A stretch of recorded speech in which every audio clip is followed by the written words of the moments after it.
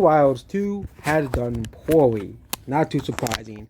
And gaming just has this big problem where these huge games fail. Kind of like what Hollywood is struggling with right now. The Outer Wilds was not a very well received game, the first game was. So what do they do? Make the game $80. Yes, this game was $80 as well. I know they reduced the price to $70 after Backlash, but either way, they really wanted to charge $80 for a sequel to a game that people really didn't care about. And to no one's shock, no one's buying it. Yep.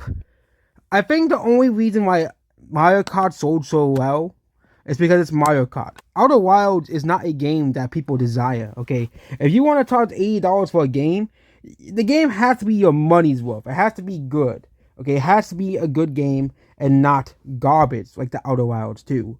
The Outer Wilds 2 flopped so hard, not as hard as certain other games like Lord of the Rings Gollum, but this game would be dead within like a couple weeks of its release, which is like right now.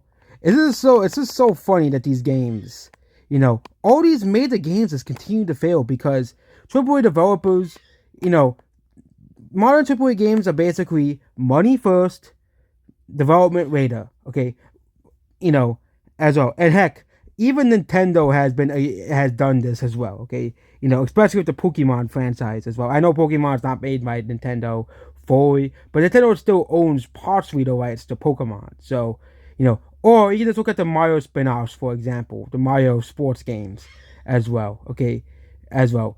The Switch era Mario sports games being some of the most hated Mario games of all time as well. Okay, or just look at the entire 3DS and Wii U era.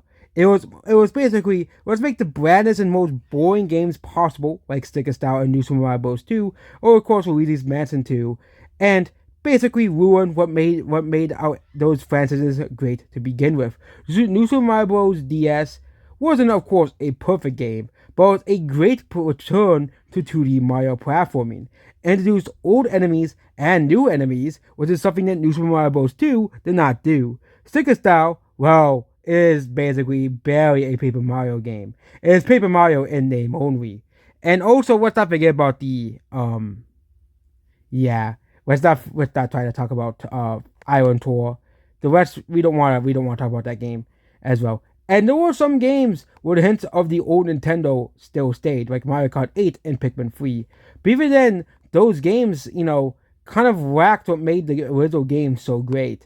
And of course, Nintendo has definitely gotten better with the Switch and Switch 2 era, 100%. Nintendo is now bringing back a lot of the things that made Nintendo so great.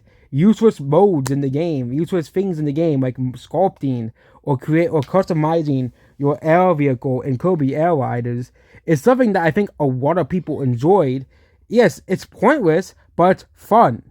Okay, and I think a lot of these AAA developers, they still see games as money first, fun last, which is why Outer Worlds 2 flopped. Goodbye.